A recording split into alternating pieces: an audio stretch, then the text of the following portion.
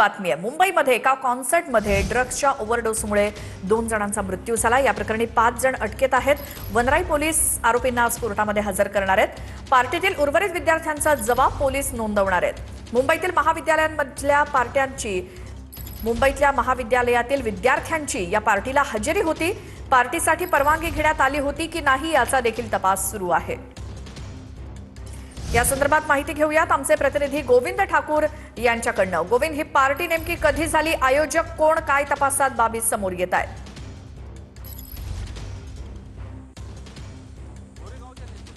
आयोजित पार्टीमध्ये जे 2 विद्यार्थ्यांच्या मृत्यू प्रकरणामध्ये याच वनराई पोलीस स्टेशनमध्ये चौकशी सुरू आहे आणि जे आरोपी अटक आहेत त्यांना आज न्यायालयात हजर करणार पोलीस। तसेच या पार्टीला उपस्थित असलेल्या उर्वरित विद्यार्थ्यांचेही जबाब पोलीस आज नोंदवून घेणार आहेत। नेस्को सेंटरचे सुरक्षा कर्मचारी आणि इतर कर्मचाऱ्यांनाही चौकशीसाठी पोलीस सध्या पोलीस ठाण्यात आणले आहेत।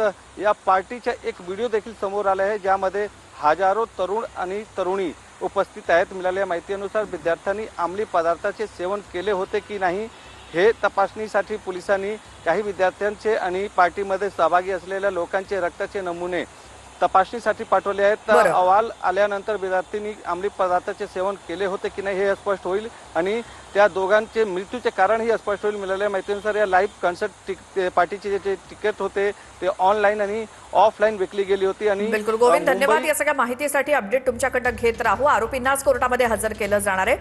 पुढे काय होतंय याकडे लक्ष असेलच।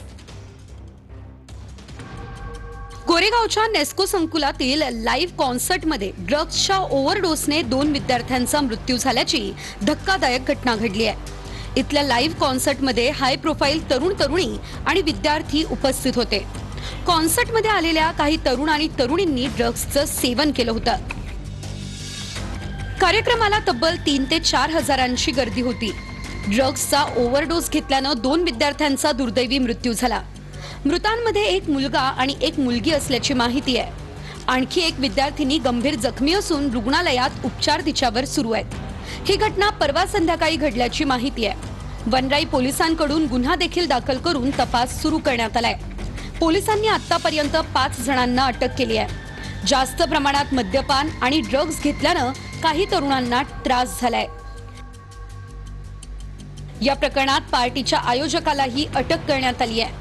पोलिसांनी मृत विद्यार्थ्यांच्या रक्ताचे नमुने तपासणीसाठी पाठवले आहेत।